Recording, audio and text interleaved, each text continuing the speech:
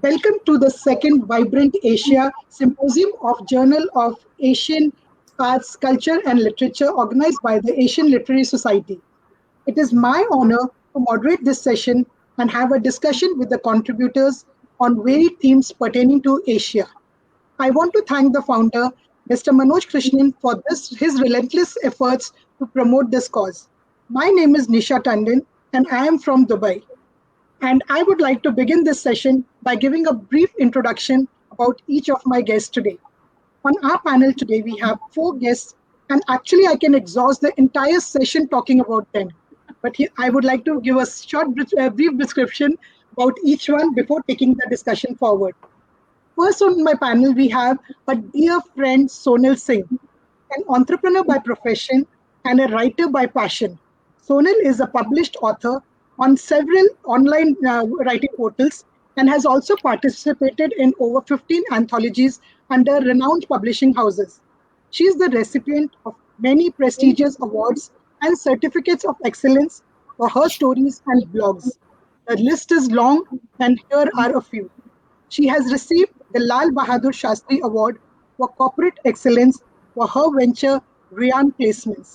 In the year 2019, she received the Gitesh Biva Memorial Award and Prasanna Jaina Memorial Award from the Asian Literary Society for short fiction.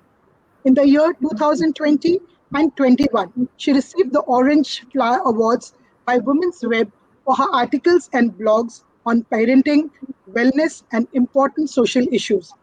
She just received the Best Blogger Award by the Asian Literary Society in 2021.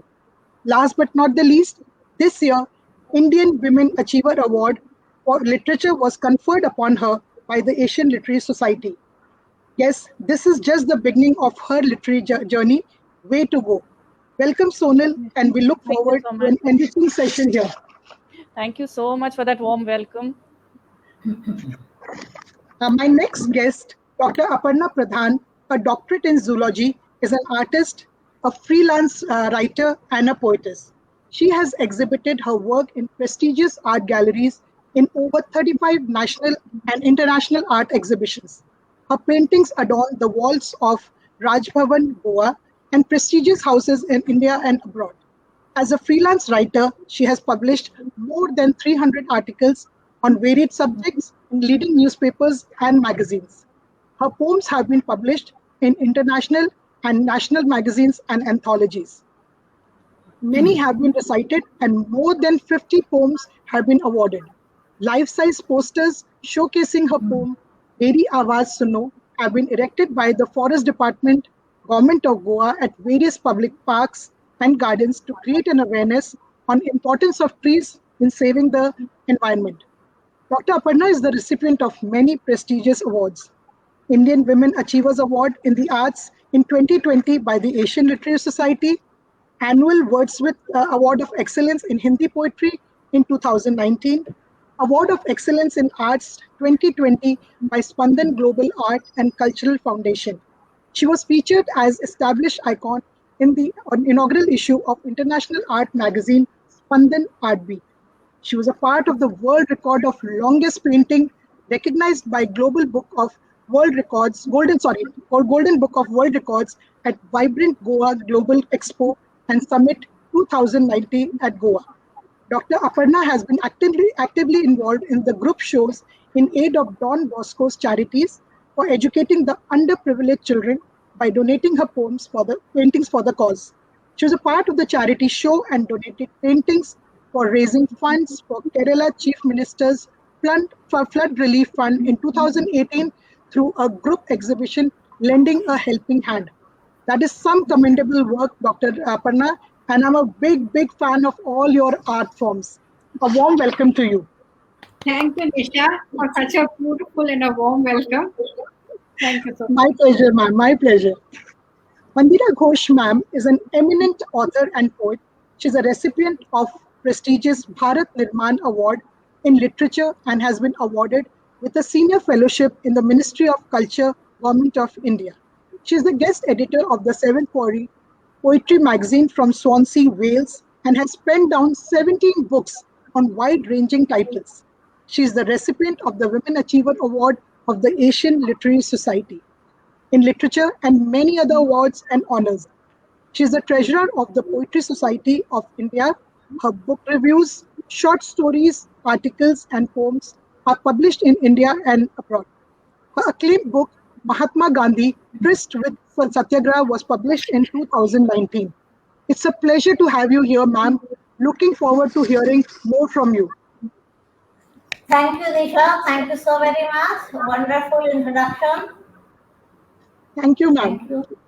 Last but not the least, on our panel, we have Dr. Madhvi Menon, all the way from US, who is a Bharatanatyam dancer and has been trained by Padma Shri Guru Srimati Geeta Chandran in New Delhi. Madhvi has been performing Bharatanatyam in the United States since 2002 and is the artistic director of the Natya Marga School of Dance in Florida, USA.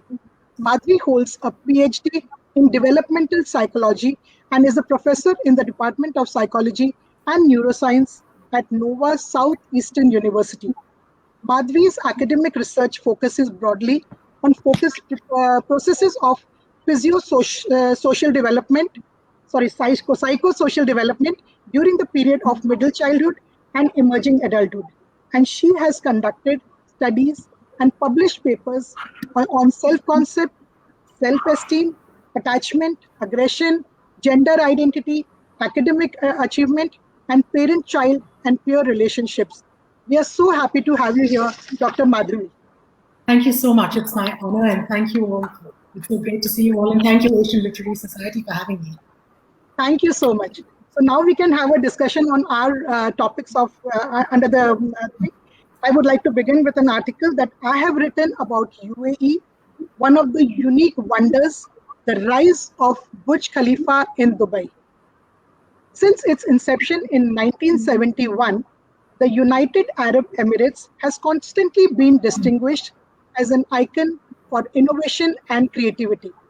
Amidst many world-class infrastructural marvels in the vast landscape of this desert country lies mankind's most wondrous feat of engineering.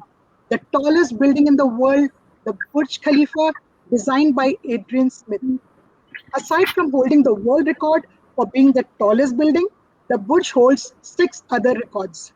The Burj Khalifa is no stranger to displaying messages of solidarity.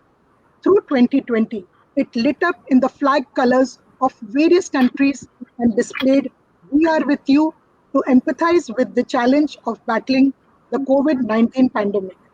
Not limited to this, it has gained a reputation for being the embodiment of support, pictures of which are seen echoed around the world. You may not be surprised to hear that Burj Khalifa has recently been ranked as an Insta wonder of the world by Iceland Air. The hashtag Burj Khalifa has been used more than 5 million times on photo-driven social media platforms. Well, Dubai never ceases to amaze me. And from here, we'll move to the next article by Sonal Singh. Before I start, I would like to just say a quote. Food brings people together on many different levels. It's nourishment of the soul and body. It's truly love. And for us women, it definitely is truly love. We love to feed our families. Before we do anything else, I think food for love, everybody has. Actually, food is the way to a man's heart. It's an old saying now. Yes, it's everybody's heart now. Yes. True, very true. Knowing Sonal, I know her love for food. Cooking for sure, I don't know about the eating part. It reflects in her website, and I'm not surprised with her selection of the topic, a gastronomic journey through Southeast Asia.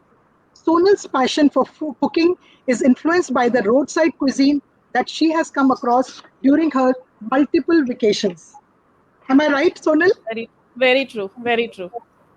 And like she rightfully said in the opening lines of her article, if you wish to know more about the culture and traditions of a nation, one must partake in the cuisine. So Sonal, my first question to you would be, would you like to share the countries you have covered in your article and a brief description of the cuisines, if you would like to share? Yeah, thank you so much, Nisha, for the chance.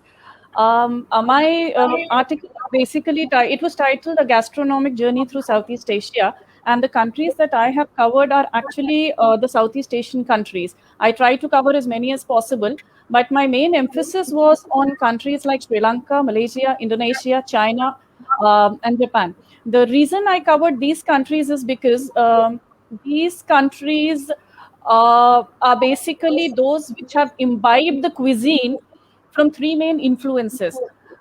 These countries fell in what used to be the ancient, spice route. And that is the reason the cuisine of these countries has been so significantly influenced by India, by China, and by the European settlers, particularly the Dutch settlers who basically had their plantations in Indonesia. So, Southeast Asian cuisine, I would say it embodies the perfect amalgamation of both flavor and fragrance. Why I say fragrance is because Southeast Asian cuisine is a lot about broths. It's a lot about the curries that India has contributed to, the emergence of the curry culture in Southeast Asia. And the broths that the Southeast Asians basically cook, they are simmered for hours over a low flame, and they use a lot of aromatic ingredients. So that is a similarity which I have found in the cuisine of all these countries. Okay. The other similarity is that they use similar kinds of ingredients.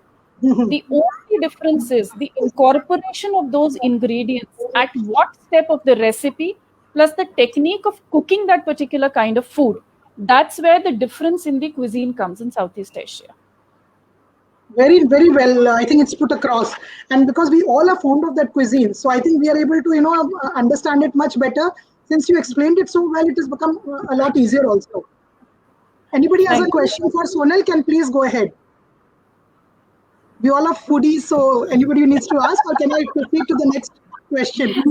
I'm making Indo-Chinese food for lunch today. So, lovely. After reading Sonal's article, I think she got tempted by the picture Sonal sent. I want to ask a question.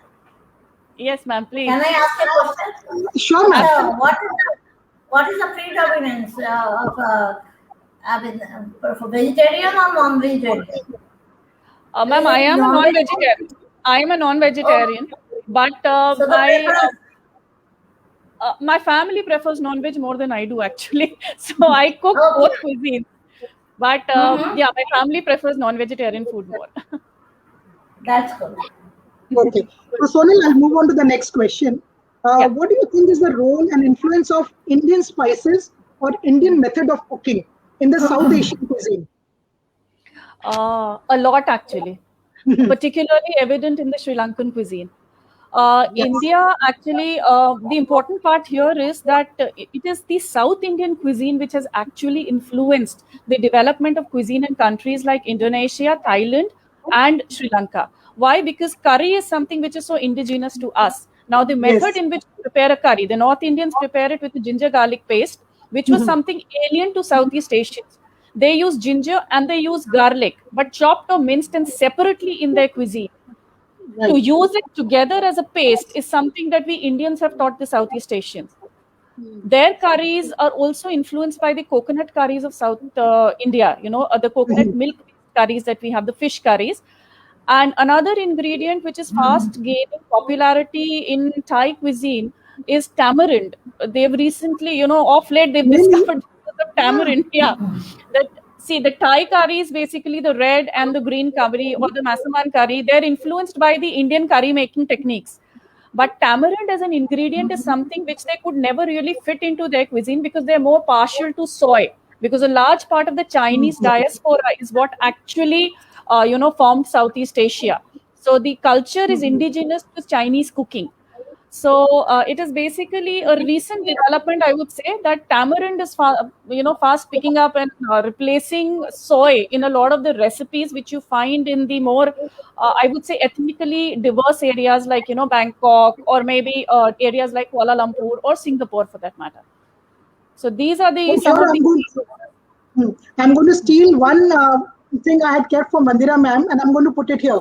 Make in India was, I think I had kept that question for her, but I think it is like Make in India has been prevalent for a long, long time. Right. Indian cuisine, yeah. I think that's a wonderful thing. Beautiful. Like, I'm surprised to hear about tamarind.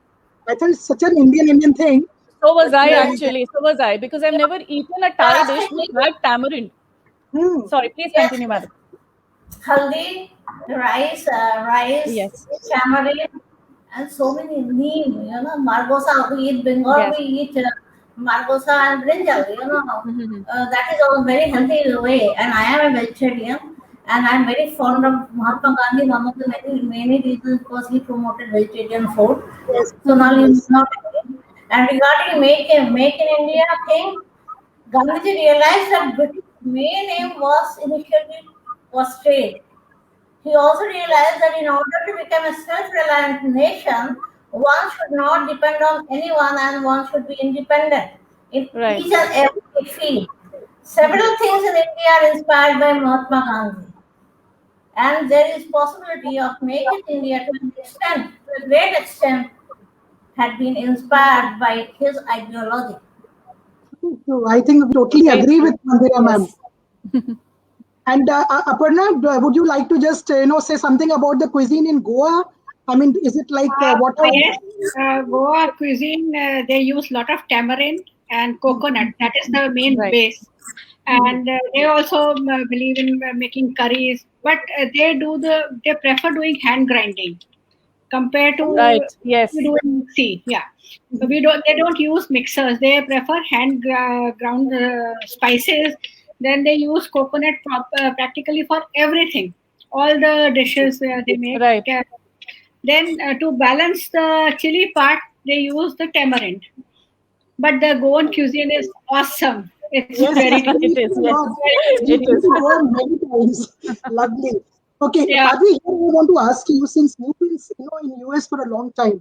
So have your taste buds, the palate has become a little flat and bland food? You prefer that? I wouldn't say I prefer it, but yes, over the years, it's been almost 20 years since I have been here.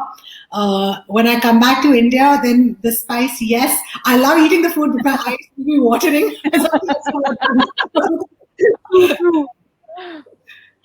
Okay, so I'll proceed with a personal question to you, Sonal. Tell me about your favorite cuisine. I mean, because we know on Sonal's table we see such delicacies. So, but is there any particular cuisine that you are fond of, and why? Why do you prefer that cuisine? Okay, if I'm talking about Indian cuisine, then I would say I'm very partial to South Indian cuisine. I spent a lot of my childhood in South India actually, so that's the reason where I learned to eat South Indian cuisine there. And I kind of grew up eating South Indian cuisine. And that's the reason I prefer South Indian cuisine to all others. I'm not a very huge, although I cook a lot of curries, I'm not a very huge fan of that. And if I were to speak about Southeast Asia, then I would say that Sri Lankan cuisine is definitely one of my favorites, because they just balance the chili and sweet factor so well. And they use, the interesting part is that they use a lot of cinnamon in their cooking, which adds that extra aromatic oomph to the, flavor and fragrance. Yeah, dishes, right. Yes. So. Okay. And one last question to you. Is there any Southeast Asian ingredient that you use very often in Indian cuisine? Oh God, yes, there is.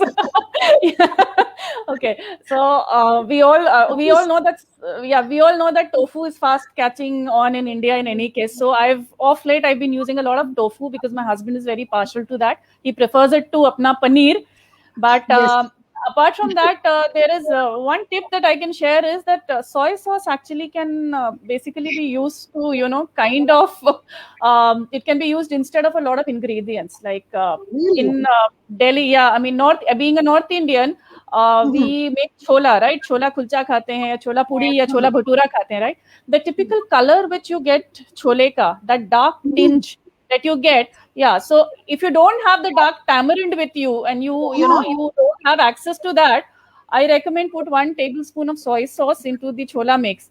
That enhances the flavor, that enhances the color, and the taste just shifts. So that's again one ingredient.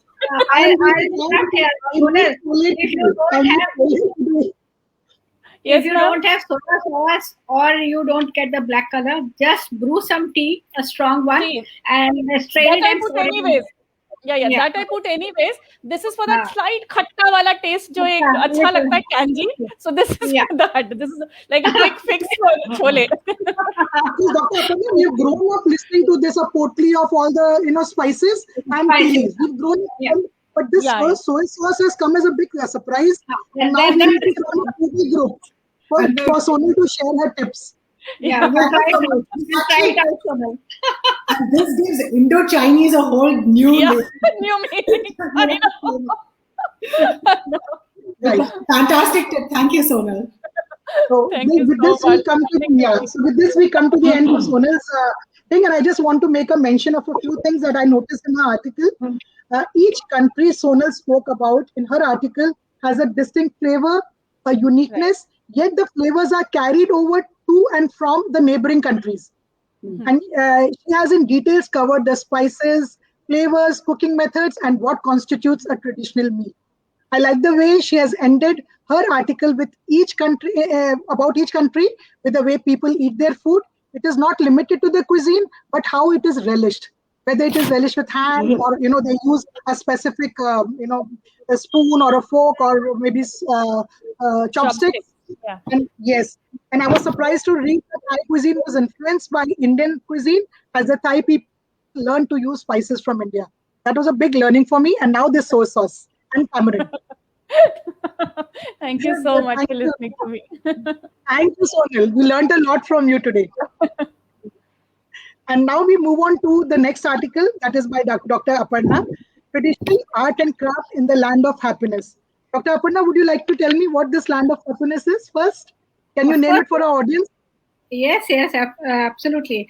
Bhutan, which is a very small country, but the happiness quotient there is the highest in the world. People are quite contented and satisfied. So that is why I wrote in the land of happiness. I am talking about Bhutan, the traditional art and craft of Bhutan. And Bhutan, as you know, all know, that it's a very beautiful place, very, very beautiful place. So I have just summarized in few Hindi, one of my poetries. जन्नत है यहीं पर, I wrote on Bhutan. बलखाती वादियों का हंसी मंजर, फिजा में महकता उल्लास का केसर. Means people are very, very happy there. फिजा में महकता उल्लास का केसर, पहाड़ों के जिस्म ओढ़े बर्फ की चादर, हरी घास पर शबनम का बिस्तर, कलकल करती नदी निर्झर, राग सुनाती खुशी का हंसकर, शुद्ध प्रदूषण रहित चंचल हवा, उड़ती फिसलती वादियों पर, दिन रात बहाते शांति की लहर. So that is what Bhutan is. A very beautiful. Beautiful. Just beautiful. See, we've Thank always heard about Kashmir being introduced like this. Right. And to hear another country being introduced like this, I mean, beautiful. Beautiful. Thank you so much. Thank you so much. Thank you. Okay, so for my first question to you, the art forms that you mentioned, like masonry, paper making, sculpting, blacksmithing, etc., very much a part of Indian culture too. Since you have seen it in your visit to Bhutan, would you like to share a few key similarities or differences in these art forms between India and Bhutan? Of course, yes. First, I would like to tell you that the art form, or for that matter, their culture, they have preserved their rich cultural heritage. It's coming from generation to generation, and they have not been influenced by any foreign people. And they are very proud of the fact that they are still following their old traditional thing. And the reason behind this is that it has never been invaded or captured by any foreign power. So with the result, they have tried to maintain what their forefathers had done. So continuously, especially the art and culture form, that the royal heritage there, they are also promoting it, they support it. So with the result that art in various forms, main 13 different art forms are there. But besides that, music, poetry, then dance, everything is, they have preserved their culture. So that is another very good thing. And now coming to India and some things, like paintings. Paintings are also, we are in India, not only in India, everywhere in India, in the world, paintings are being done. But the Bhutan paintings are a little different in the sense they paintings as well as all the art and craft. They have various art forms which are inspired by Buddha, and all the art forms, whether it is masonry or carpentry, anything that has got deep roots in Buddhism. So, in when you go to a temple or a monastery or inside any building, you find Buddha's teachings and Buddha's paintings all over, and they are very intricately done. And during my visit, I visited the art school there, and I found all the students, they were very contented with what they were doing, and no stress levels. I could not feel the stress in any of the people I interacted with. They were very cool and calm. Very calm demeanor. Yes, they maintain that very well. Yes, absolutely. Very, very calm and very helping in nature. Very helping in nature. And they are very proud of the fact that they are quite contented and they don't have any aspirations, like we all have. So whatever they Overt aspirations, I think. Yes. absolutely, absolutely. And the paintings, most of the paintings which depict the Buddha and the Buddha teaching, even in their day-to-day life, they follow the Buddha teachings. They are very spiritual people and God fearing. So they follow Buddha teachings and they pray to Buddha. Their whatever be their festival, they are very particular that they wear their traditional dresses, both men and women. And one of their dance forms in which they use mask making is also one of the art and craft they are developing. They have been developing over the years. So another thing, I visited a handmade paper factory, and you will be surprised to know they still continue to preserve and promote their age-old Bhutanese tradition in that. And bamboo art is very much similar to our art. Bamboo and cane art, that is very much similar to our art.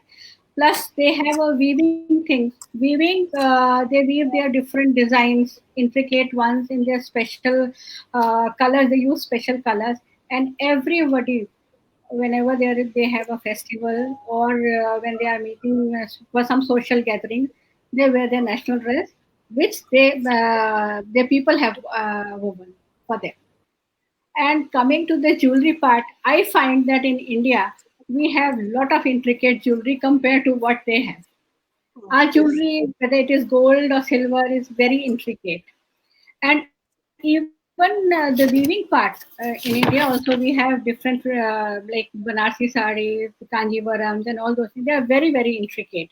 But Bhutanese are following their own style of designing and implementing them, and they still follow all those things. The crockery and the utensils which were being used by their great grandparents. They are still continuing to use all those things.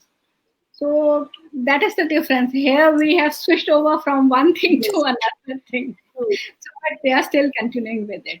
We go with the latest fad. No, whatever the fad is, whatever the fashion is, I think we just change and switch, like you said. Anybody has been to Bhutan and would like to share their experience? That is one country I would want to visit. Nobody has visited, Same right? Same here. Even I haven't visited. Yes, but I think Sri Lanka also. It's like I have been to Sri Lanka a couple of times, and like influences there even in Sri Lanka. Yes, I have been to Sri Lanka. But in Bhutan, if you see, when you go out, you will find the architecture part. Every building, the outside facade is almost similar. They have a traditional design kind of wood carving. Wood carving is very, very famous there, and they have carved very nice, intricate designs on that. So that is also one thing. Wherever you go, you will find all those structures. And plus, the best part is they have not interfered with the environment. They are very particular about the environment. Almost 60%, 70% of their land is forest. They still have pure air, no pollution-free atmosphere, very neat and clean place. good cuisine, lovely food, very nice. I really enjoyed my trip to Bhutan. Very content people, from what we can make out, very content people, like Very very content. calm. Yeah. And I remember actually about Bhutan when in India they started, satellite television came into being in the early 1990s. Bhutan for many years, I'm not sure right now, but for many years, Right. the king did not allow any Western programming Yes. in Bhutan, basically to preserve the culture. And, so, I mean, in terms of what Dr. Pradhan is saying, it's sort of it's testament to what has been going on over there. So, That's so commendable. That's really commendable. And not only that, the non-vegetarian part, whatever they eat, they don't kill fish or any animal for that matter. Everything goes from India. All Really? the non, yeah, Oh God! it's an offense to kill animals. living thing. Yeah. So the entire stuff goes from India. If I'm not wrong, we have a couple of poets who come from Bhutan whenever we have an award ceremony. If I'm not wrong, I've come Yeah, across. Dr. Rinzing Rinzing comes from Bhutan. Yes, Yeah. right. They Right. always come. Yeah. So now I'll move on to the next question. Yeah. I've gone through your article. I've tried to do justice, and I've gone through your article. And knowing the lover of art that you are, I'm sure you went on a shopping spree to add collection to your artifacts. We know how Yes. palatial your house is in Goa. Can you share what was it that you set your eyes upon and had to carry it back with you, whether your husband said yes or no? So can you share No. that experience? He never says no. Whatever I want to buy, I can buy it. Oh, You're so nice. lucky. You're so lucky, ma'am. That's why I'm very, very lucky. And another thing, whatever I do, like painting, writing, I have full support of my husband. Oh, And nice. the family How also. And the family also. No wonder you pampered him on his birthday. You just pampered him. So it's so Yeah. nice to know. It's like a give and take. Yes. On his 65th birthday, I wrote 65 poems, and I made an album. I made an album with, like, if he is with my son, then something related to that picture. So I gifted him one big album, like a wedding album, and it was That a is big couple great. goals. Couple God, goals. incredible. Dr. Yeah, Mati, yeah. a long way to go. Okay, before that, we have to go stay with her, learn from her, and after that, only we can even think of doing something like this. But I really love creativity. Some project or the other, when it comes to my mind, I have to execute it. Very nice. So you'd like to answer that? What was it? Something like very So unique that you tried for what you? I picked up from their embroidered stuff, embroidered purses and some bags. And then some wooden masks also, because it was famous for that. We went to a museum where we saw innumerable masks, different types of masks. So I picked up one of those, two pieces of that. Then some wall hangings I picked up, embroidered ones. And Buddha paintings, of course, I did not pick up. I do it myself. I did not pick up. And then when we visited the handmade factory, I picked up some album from there, handmade paper album, and some notebooks also. So Very these, nice. which I picked up from there, and some bells and other things, the Buddhist bells, small ones to give to people, my You friends. went on a shopping spree, so next time you go abroad, I'll make sure that I come visit you immediately after that, so that I can, get some. See, three families of our friends, we all went together. So there was Must enough, be fun. we could carry enough luggage, What I'd like to ask Dr. Mandira. Dr. Mandira, we know how much you write. You write books after books after books. But have you ever tried your hand at painting? Ever tried your hand at painting, Dr. Mandira, ma'am? Mandira, ma'am?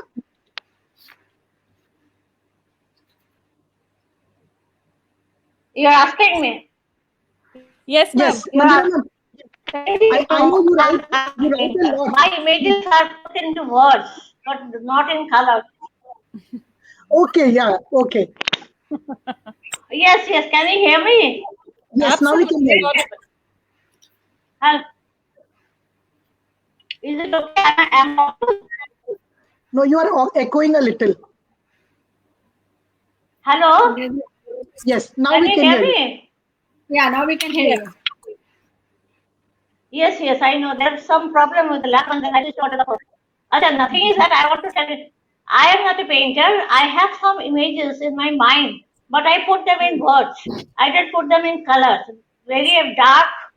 They're very, you can say, most of them are very philosophical and sad thoughts. I can put in colors. I'm not saying that, but I haven't tried my hand in painting as such. But you can always begin, ma'am. No Thank you for worries. asking. Yeah. Okay. Hear me? One last question to you. I have seen all your artwork, on Facebook. I mean, and I was mesmerized. I think I even have a private chat with her, asking her what inspires her, how she's got such a neat hand. So I want to know, and I think most of them are Radhe Krishna, if I'm not wrong. Most of them which I've seen. Yeah, that is your muse. Many of them are, I did a soulmate series. That is Radha Krishna. That is Radha Okay, Krishna. so probably I saw those. Yes. So can you tell me if there's any one painting that is closest to you and why? Yes. My painting titled Blessing, that is depicting Goddess Durga and the bells, the temple bells all around the painting. That is very close to my heart, very, very close to my heart. And it adorns the walls of my house. And nice. the best part of the painting is that the powerful and attractive eyes that somehow I've been able to make, they are the center of attraction. And you watch the painting from any corner, and it appears that the eyes are following you. I mean, if you see it from a corner, if you see from the front, it looks like it is looking at you from the front side. If you see from a side, it looks like so it has really come out very beautiful. And whenever I see that, I feel that Goddess Durga is blessing me. She's showering her. How nice.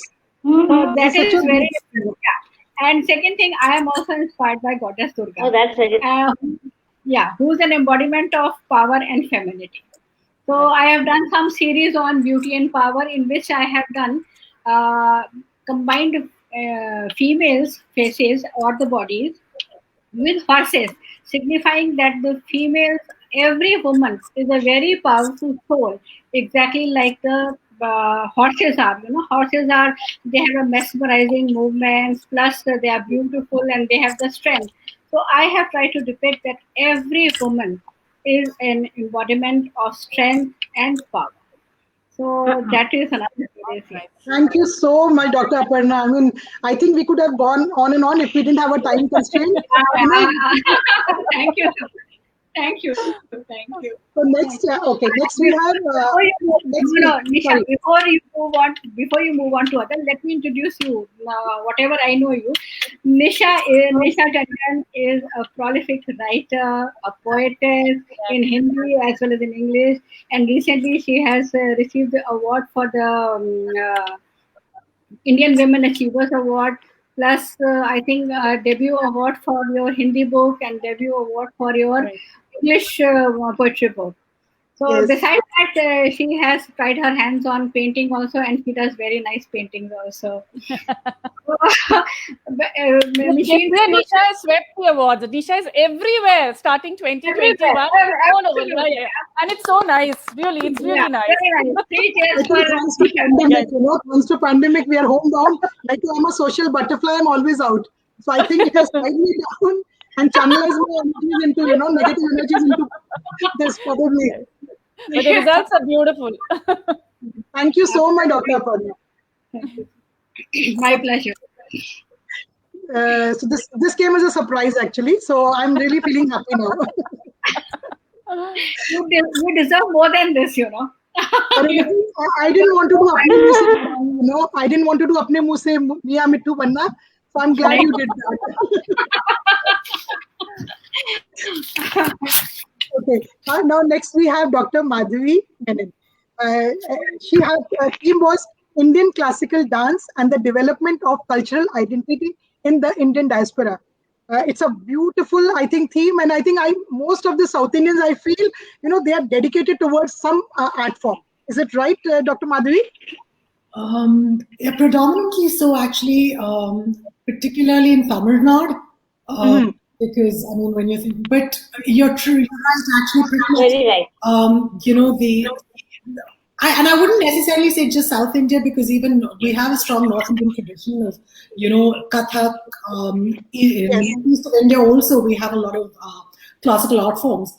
But I guess it appears that a lot of Bharatanatyam, yes, a lot of South Indians do it. But I think pan India, we do have a really rich cultural tradition. True, true.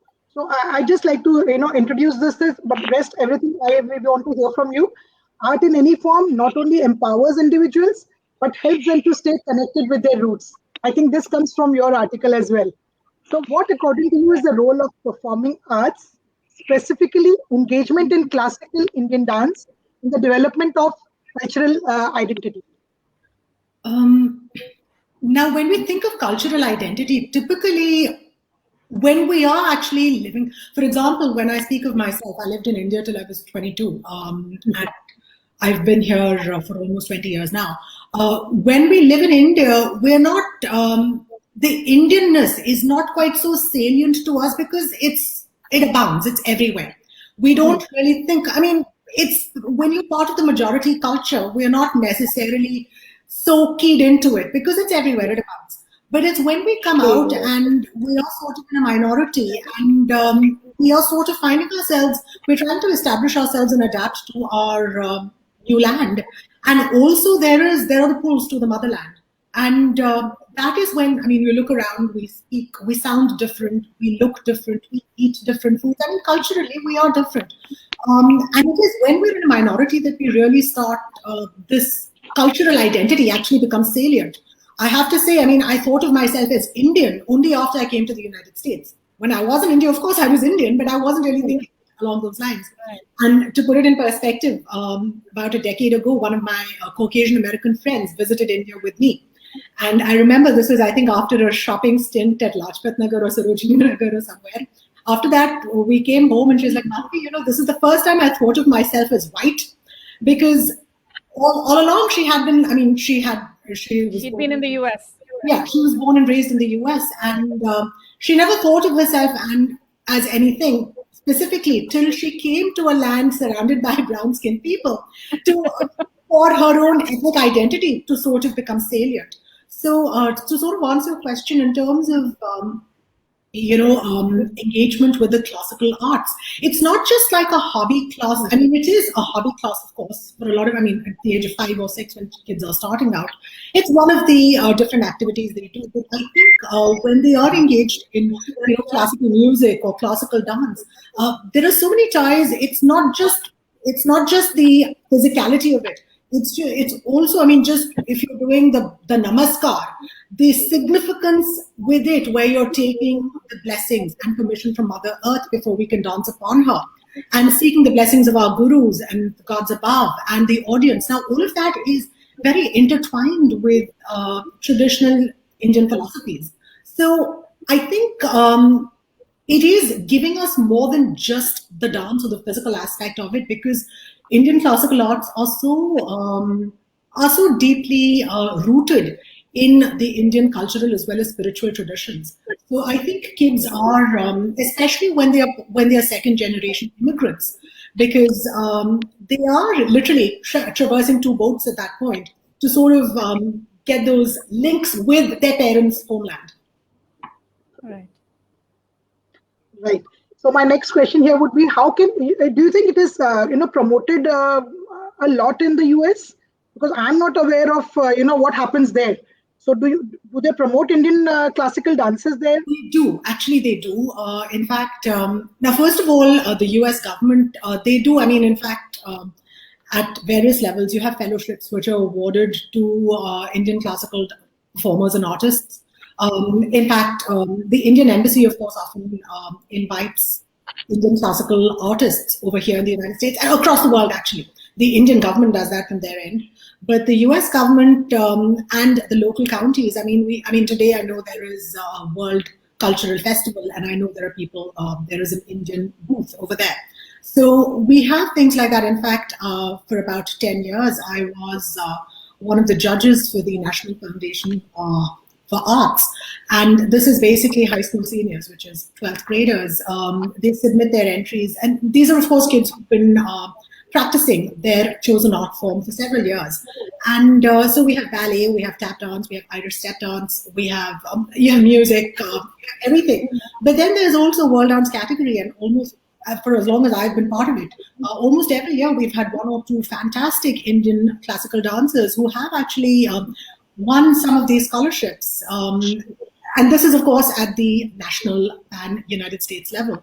So yes, we have, of course, there could certainly be more, but I wouldn't say we are I mean, there is a little bit of that, and a lot of it is also done at the community level. So we have some of that. But of course, it's not like, I mean, you might have one Indian classical dance performance live maybe every 3 months or 4 months. But there are, and it depends on where you are. Like, for example, if you're in California, which has a significant Indian population, or New York, New Jersey, there is much more there. There is relatively fewer Indians in South Florida. So I mean, it's all actually sort of the number of shows and events is sort of based on how many people of Indian origin. Absolutely. So, yeah.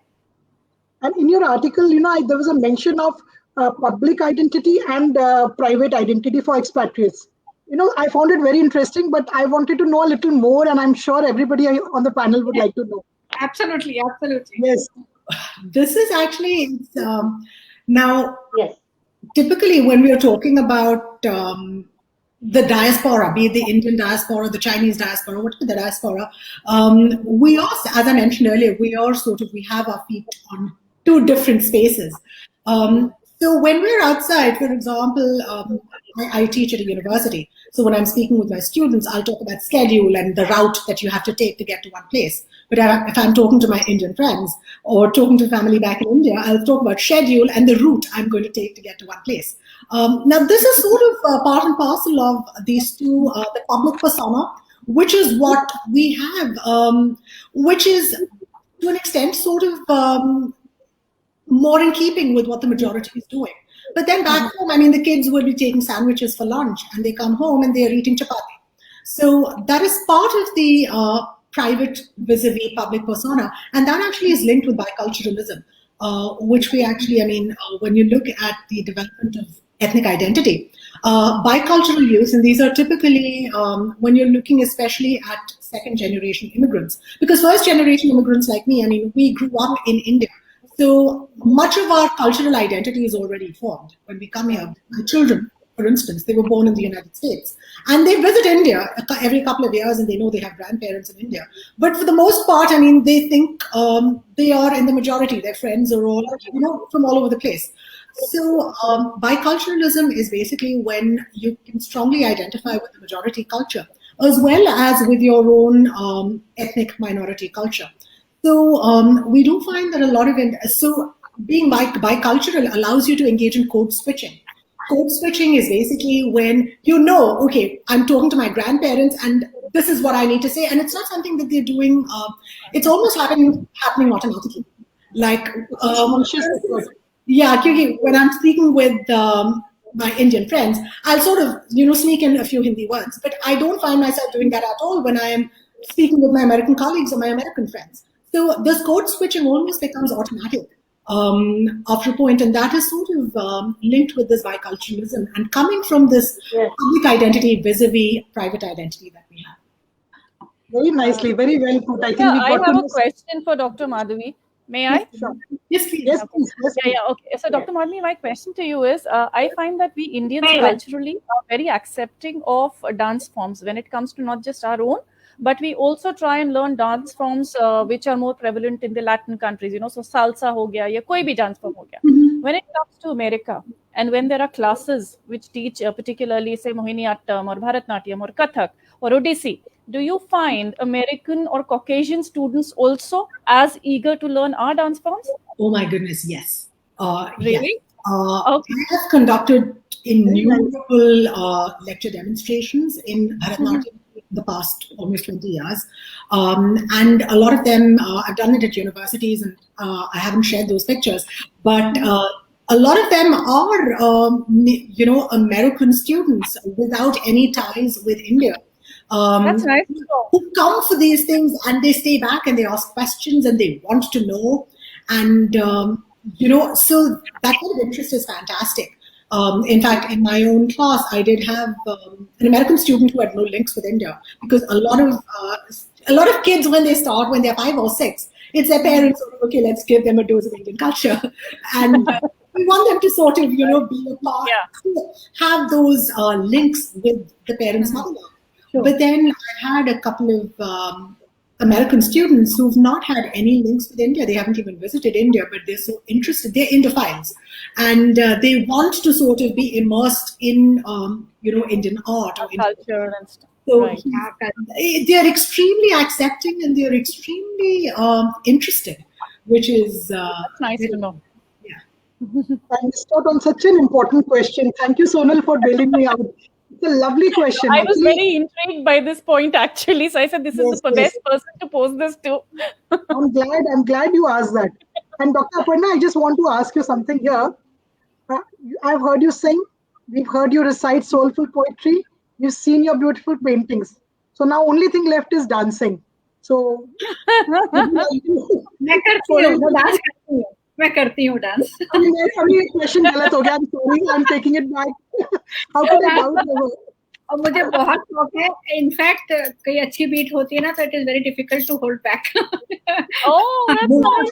And actually, Dr. Pradhan was talking about her painting where the eyes follow you. There is movement right there, which is so the painting itself is dancing. Yeah. Madhu, can you show us one with your on your facial expressions? Something you can show us just now? Of course, yes. Like there's a song that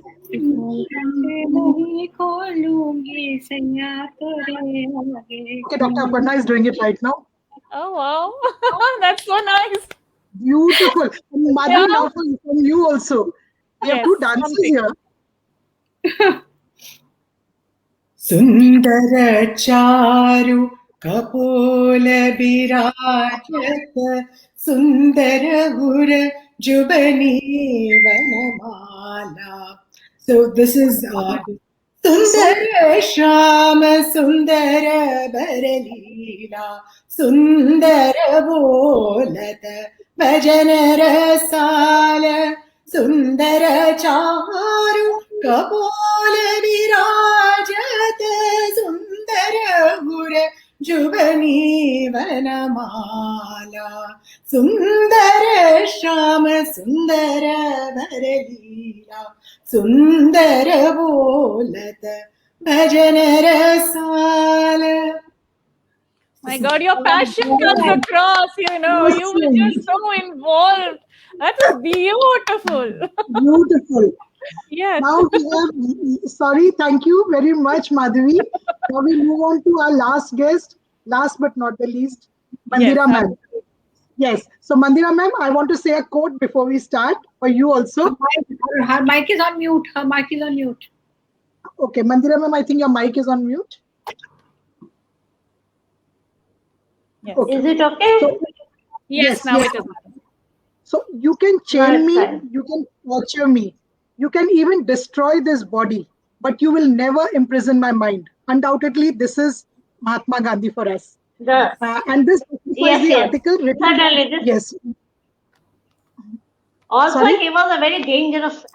Also, not only this, according to this Sir Gilbert Murray, he is a very dangerous and uncomfortable enemy. Who? Mahatma Gandhi. Because his body you can conquer, gives you so little purchase on his soul. This is the article which I have written. Mahatma Gandhi, the spirit of an extraordinary satyagrahi. Now your Right. question. Thank you, ma'am. Thank you very much. Now, I just wanted to know from you, times have changed. So do you think Mahatma Yes. Gandhi's ideologies are still relevant today? Do you feel? I am sure that no one wants to live in a violence-torn world. No one wants to live in a tragic world. Okay, and also his ideologies are much relevant today. It will remain relevant forever. So many leaders have been inspired by them. Nelson Mandela, Aung San Suu Kyi. You can see her indomitable courage, inspired by Mahatma Gandhi.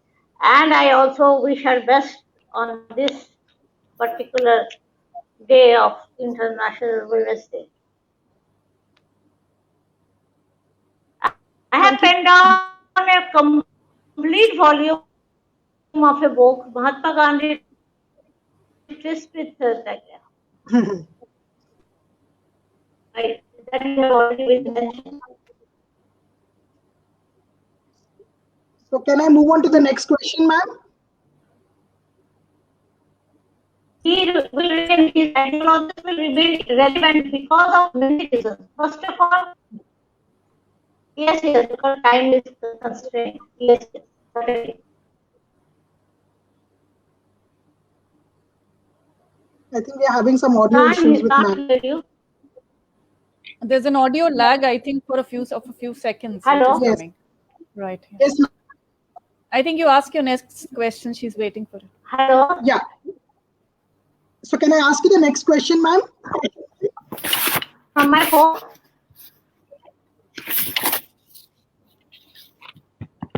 Okay. So while she joins us back, since it's Women's Day tomorrow, and we are celebrating Women's Day without being actually being the theme of the day. So we can just go ahead with the poetry if you are ready with something. Yes, absolutely. Dr. Aparna, would you like to start with that? Dr. Pradhan can start. Yes. Yes. नारी this is about a woman. I have written it. नारी जीवन का आधार है, इस सृष्टि का श्रृंगार है. तो my title is नारी शक्ति का भंडार.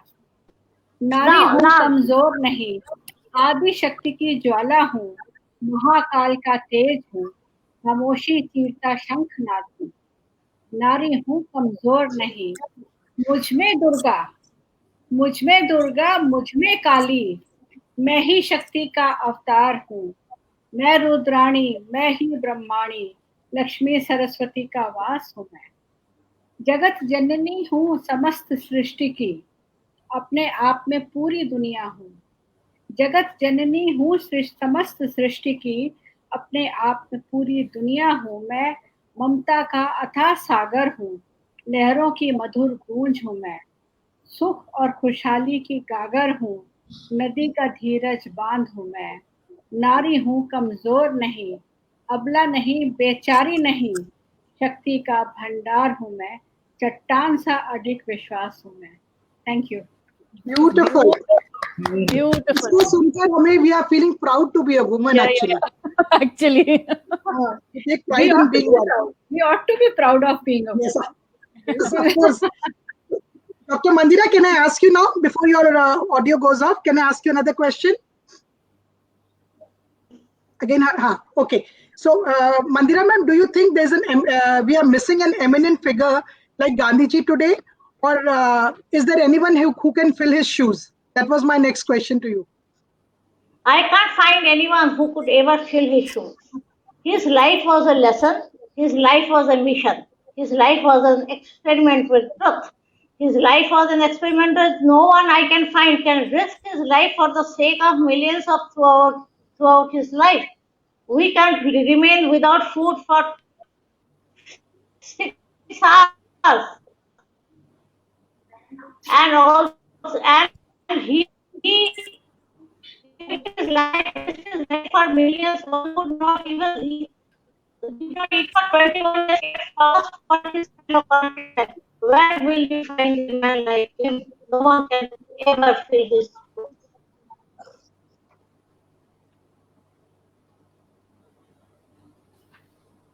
I think I think again we are having an issue. Sonal, if you're ready with a few lines for us. Women. Yeah, I'll have to read this because I don't remember the entire poem. But this is again, this is like Aparna ma'am's poem. This is an ode to the strength of women.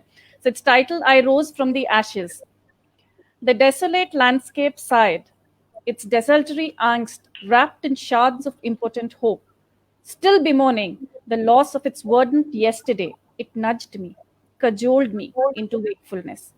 And I rose from the ashes, from the glowing embers of a burnt past, annihilated by apathy. Yes, I rose from the ashes, and threw off the somnolent duvet of stressed hope. I stretched my palsied limbs, shrugging off the dusty cobwebs of inaction. I gasped in a ragged, sooty breath. But I rose from the ashes. For my slumber I ended, even though chafed and left to languish. I still rose. I rose from the ashes. That's my Very nice. tribute. Very nice. That's the strength of a woman. Only a woman can do Yeah. that. Yes. And it was so inspiring as well. Extremely. No, very inspiring. We don't have any reminded. words to praise Sonal. Oh God, She's please. Multi-talented, powerhouse of talent. Please. बिल्कुल बिल्कुल Okay, No, Mandira ma'am, are you ready with your poetry for Women's Yes, Day? yes. Please, Yes, please, I will be we lose you. concluding Again. poem. Yeah. Thrust. Give me a moment to laugh, to smile a while. For a moment, let me not let me smile. I am a daughter of the third world, a girl child of the parched land. I sleep near a deserted tube well, dreaming of water. Middle of June and the ruthless sun, cracked earth, cracked sun. She tries to sing. For her survival is a must. Her brothers may die for the food and for food and trust. She plants a seed to find a harvest. She needs food as soon at the earliest. Her veins burst. She needs life. She thanks her siblings. For them, she makes her final try. Hats off to the 9-year-old girls of India who takes care of their siblings. Thank you so very much. That was beautiful. That is poignant. Absolutely Very different poignant. perspective. Yes, a very completely different perspective. Yes. Thank you, Mandira ma'am, for that.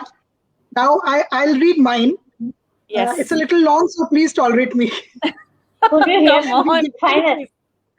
But I just go on and on, Yes, yes. So about a woman. It is always a pleasure to listen to you. Please read your poem. Absolutely. Yes. Yeah. Thank you, ma'am. Thank you, Dr. Kapeta. Okay, she is someone. She is someone. Yes, she is. She needs no titles bestowed upon her. A wife or a daughter, sister or a mother. She needs none of it to complete her. She is known for her firm mind and determination. She has a purpose in life and shows respect to every relation. She has grit and is an epitome of everlasting resilience. There is no limit to her strength and tolerance. Her vulnerability and her childlike innocence were once trapped in cages by the dictate of the world. She has broken those shackles and gained her freedom. Now she rules her world with her unerring wisdom. She needs not a man to protect her dignity, no son or daughter to hold her held high, no parent to dote on her and call her their pride, or a sibling to sail her through affable fights. She carries out her duty as a wife with sincerity. Though that is not her sole identity, she does her best to see her children flourish. She leads their way for their dreams to accomplish. Her obligation as a daughter, she achieves with perfection. On her siblings, she showers all her undying affection. Why is she expected to be because of someone? When will the word concede that yes, she is her own person? Beautiful. Very nice. Very inspiring. Beautiful. Thank you. I think Thank for you. poem, Nisha, we've recited different kinds of poems with different aspects of womanhood, and your Right. poem is like that ribbon that kind of ties it all together neatly. And Very nice. yeah. It's Very No, thank you so much. Really means a lot coming from all of you Thank because you. when you write your thoughts, but when somebody relates to it or resonates with your thoughts, it adds more value. That is what I feel. beautiful poem. Beautiful poem. Thank you. Now, last but not the least, we have a surprise from Dr. Yes. Madhavi.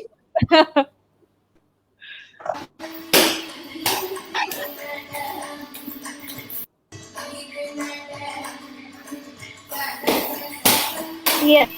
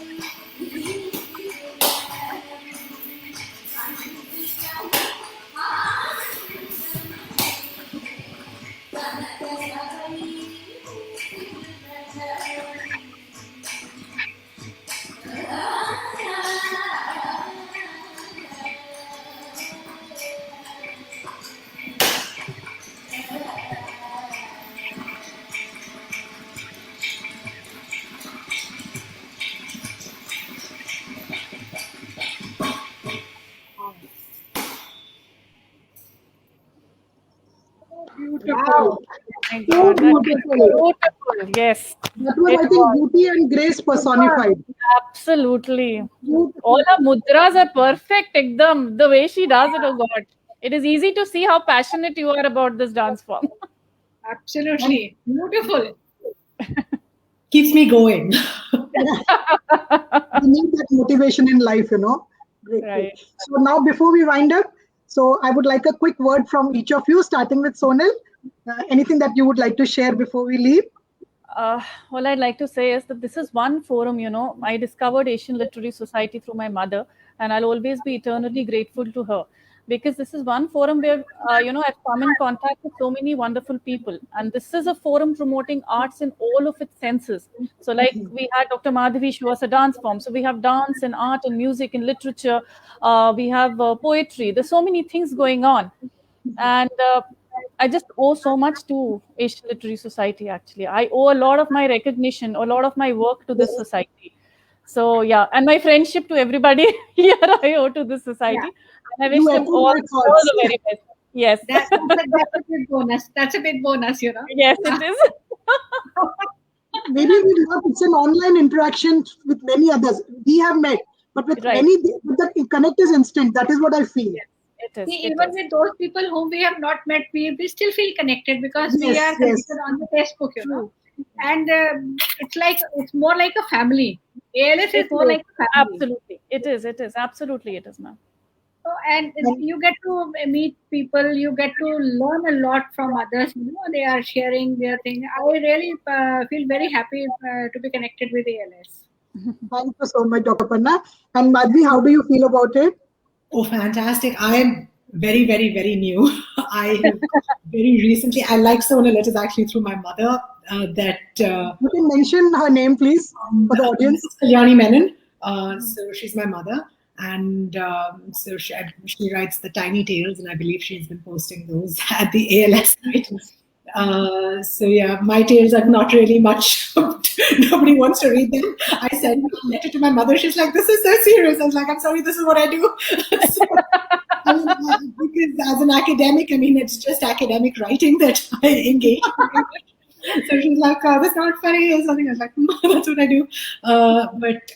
But the ALS has been such. I mean, this is my third thing that I have been associated with Manoj, and meeting all you wonderful ladies, and it's been so warm and accepting, and encouraging, which is really That is the word for it. so wonderful because we need avenues, and it's not. I mean, it's each person is sort of boosting the other person. It's a very uplifting forum because everybody is working towards uplifting the other members. Because it's so supportive, and I think the world needs much more of that, because it's not, hey, I'm better than you and I want to push you down. But it's about, supporting each other. And my few months of association with ALS has totally been, completely testament to this, each person helping the other, being there for the other person. And it's a wonderful community. So I'm so grateful. And I would like to thank Manoj Krishnan, Oh, yes. Absolutely, yes. Imagine how many people, around 20,000 people. behind it. Yeah. Yes. And his vision to do art and craft also, to music also, to venturing out in different fields, and keeping everybody together. Right. Kudos to Manoj and his team. Yeah, it's a feat. He's so young, if you see year-wise, he's so young, but he's managed this so well. And there's something new happening every day, So it's not like stagnant. Absolutely. And his interaction with everyone is very personal, very, it gives a different, totally a different touch, I agree. Manoj is literally the wind beneath the ALS wings. Right. I think that's very well captioned. So I think we could give that label to Manoj. He's the Absolutely, we can. Wind beneath the wings. Wind beneath the wings. So now and just a little. Thanks to Nisha also for doing such a wonderful. Yes. Means a lot. The session. Humble and all. Listening, then you'll manage well. So I really. No, you managed beautifully, and it was like chatting with old friends. So that's the best part. It was very casual, and it was very informal and very interactive. So it wasn't one of those. Yeah. मैंने बेकार में ही दोपहर से इतनी पढ़ाई करी.